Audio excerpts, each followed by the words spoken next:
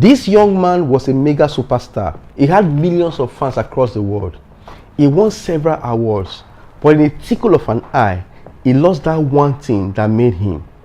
His voice disappeared. Some people called this spiritual attack. Some said it was a medical condition. But one thing led to the other, then another, and slowly he was losing his entire career.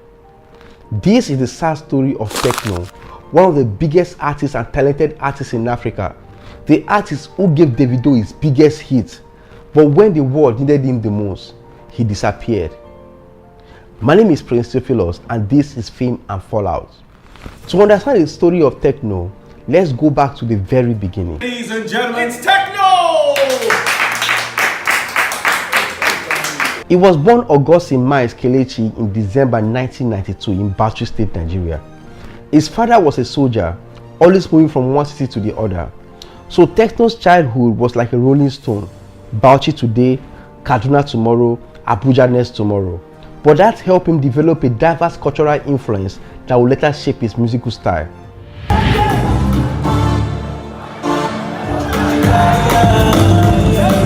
Tekno was 8 years old when he joined the music school. While most children at his age were playing football outside, Tekno was inside, pressing the piano keys, learning new sound and training his ears. And that keyboard became his best friend. But life wasn't easy for him because he was a child that chose a different path, so other kids would bully him. Some nights he would cry himself to sleep, but still every morning he went back to his piano because that music was his only escape. As he grew older, Tekno made a bold decision to move to Lagos, the city where dreams are born and the city where many dreams die. When Tekno got to Lagos, he didn't know anybody. He had no rich uncle. He had no connection. He had no money. He moved from studio to studio, begging producers just to record. Sometimes he would clean the studio floor just to buy a few minutes behind the microphone. He slept on cold floor. He ate Indomie noodles for days. And even when some producers laughed at him and said, "Music is not for you," he didn't give up. One day, everything changed when he met a comedian, Julius Agu. Julius Agu saw that he was talented, so he introduced him to a music executive named Ubi Franklin. Ubi was the boss of Made Men Music Group, the label that had Inyanya, who was very hot at that time. Ubi looked at Tekno and he saw something special, so he signed him to his record label. Tekno dropped his first hit single titled Holiday, featuring Davido.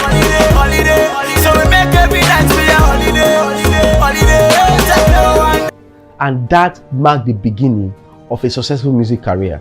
People thought it would end there, but they don't know that this guy had been working hard all his life. They didn't see the sleepless night, the hunger, the tears, but Tekno kept pushing. In 2015, everything changed when he dropped a song titled Duro.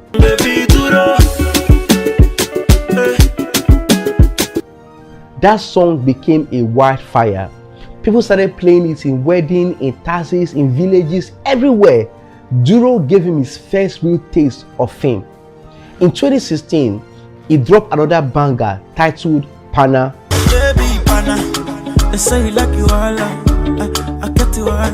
That wasn't just a song, it was an explosion. You couldn't escape it. In London, in New York, in Dubai, everywhere, even in China, people were dancing to Baby Pana. Everywhere you turn, Tekno's voice was there. He wasn't just famous, he became unstoppable. He won several awards and he gave Davido his biggest hit, If I tell you, say I love you, oh. Because when Tekno wrote this song, he knew that the message of that song was not fit for his brand. But Davido's brand was perfect for the song because Davido was the rich kid, aka Omo Baba Olowo. And that song became more than just music, but the birth of Davido's brand, 30BG Gang. He flew private jets, wore diamond chains, lodged in 5-star hotels, and finally, this is it. Tekno finally made it. But while the world celebrated Tekno, his body was preparing for war. Everybody wanted Tekno. One weekend he will be in Lagos, the next week he will be in Accra, Ghana, the next week he will be in Nairobi, the next week he will be in United States, all over the world. He was performing non-stop. He barely slept. He sang for hours. He shouted on stage, performing. He danced without rest. People were screaming his name. He was smiling, but inside, his body was breaking. His throat started feeling something strange, scratchy, tight. One day, his manager told him, "Bro, you need to rest. Let's take a break." But Tekno will shake his head and said, "No, I can't stop now. I've worked too hard for this. My fans are waiting for me." He thought it was stronger than pain, but nobody is stronger than their own body. In Nigeria, we will say body no be firewood. Then one day, something strange happened to Tekno. In 2017, Tekno was to perform at Kigali in Rwanda. The stadium was filled up. There were thousands of people. The fans were screaming his name, "Tekno, Tekno, Tekno." The lights were bright. The DJ was playing his hit songs from Pana to Duro to Wash. Then Tekno stepped out.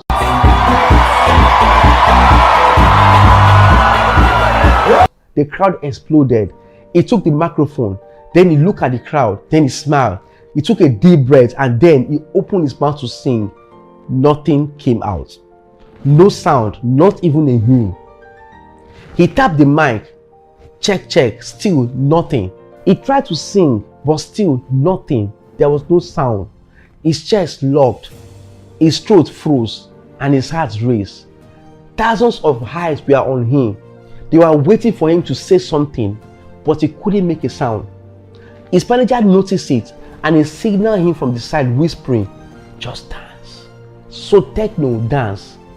He waved at the crowd, he smiled, but inside he was dying. He was telling himself, "God, what is happening to me?" After the show, Tekno ran into his hotel room. He shut the door. He stood in front of the mirror and tried to sing again, but his voice cracked like a broken speaker. He tried again and again and again, but nothing. Then tears came to his eyes. Not because of money, not because of fame, but because he knew deep down that his voice was gone. After the show in Kigali, Tekno didn't go online to rant. He didn't cry on Twitter. He didn't tell his fans what had happened, but he told his manager, "Let's manage this situation. I'll be fine." But he wasn't fine. He started cancelling shows and refunding money. He told the promoter that he was sick, that he needed some rest, but deep inside, he knew that this was not an ordinary sickness. And your shows, Uncle, you cancelled everything. Cancel, refund, spending all the money you have on hospitals, doctor to doctor. People around him said it's just sore throat. They advised him to drink honey, use ginger, steam his voice. He did all that, but still, nothing worked. And that was when Tekno got scared. And finally, he had no choice than to voice out. So guys, like, I haven't been feeling very well. They actually asked me to stay away from the studio, so I ain't really singing, because, like, you know, that shit, like, you know, we work hard and that shit, you know, sometimes the body get weak and stuff, like, you know. While all this were happening to him, there were rumors that he was having issues with his record label boss, Ruby Franklin. Some people thought he was using the vocal issues as an excuse to escape. But that only added to his pains. In his quest to regain his voice, Tekno traveled to London, where he underwent a surgical procedure known as esophagogastric dissociation. It was an advanced operation where specialist doctor put tiny camera into his throat. They checked everything and they told him, "You have acid reflux laryngitis." For most people, acid reflux feels just like heartburn. But for a singer, it was a slow death. In Ghana, I was performing the night. You know, like say you over scream and I kind of, you know when you stretch your voice type shit. Yeah. So on that same night, acid, because I was having reflux at this time. So when I like kind of fucked my voice up, and then acid went over it over and over again. And by the time I find out what the problem is. When acid from the stomach climbs up, it burns the vocal cords. That pain becomes deep and the voice becomes hoarse. Sometimes it never comes back. Tekno looked at the doctor with eyes filled with questions. Questions like, will I ever sing again? And from the doctor's eyes, it was like, maybe or maybe not. But Tekno wasn't ready to give up. He flew to America, met more specialists, he tried more options, Doctors advised him to go through several surgical operations. They said it might help or it might destroy his voice completely. It was risky, but Tekno agreed. They placed a small implant inside his throat, a device to help his voice come back. But after the surgery, for 5 months, Tekno couldn't say a word.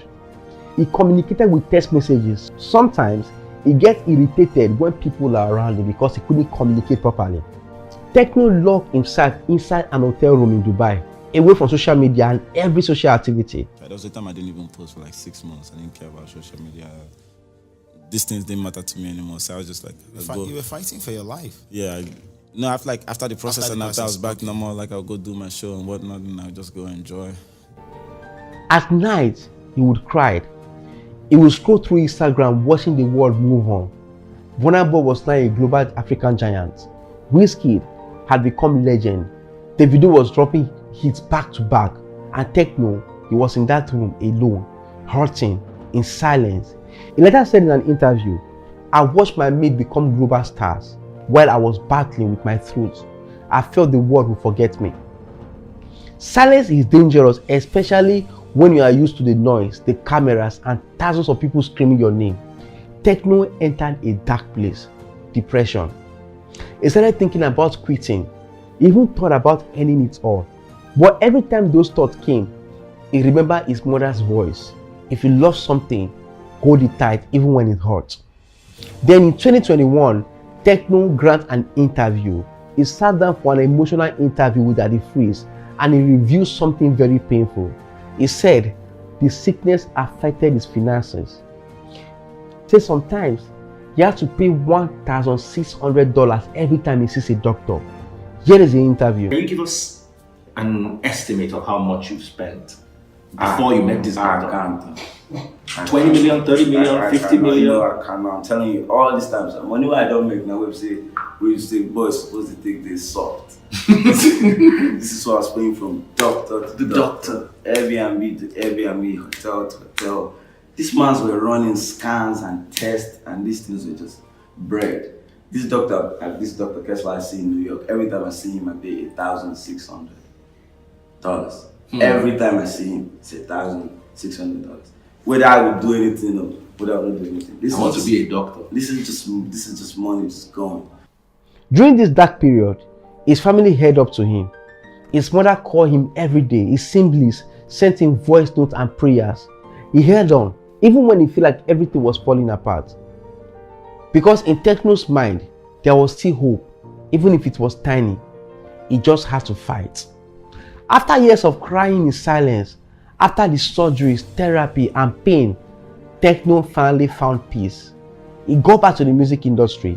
He regained his voice again. Then he released several songs. But somehow, the fans were no longer paying attention. Maybe because the media was not pushing him enough. Or maybe because he left his record label and started his own label.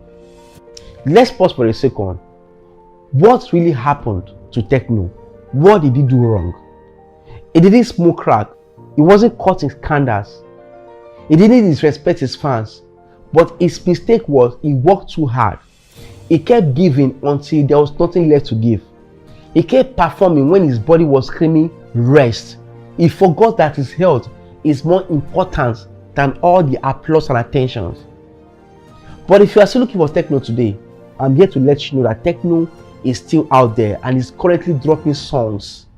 You should check him out. You should pay attention and stream his songs. If you love videos like this, don't forget to subscribe, turn on the bell button so you don't miss other amazing stories like this one.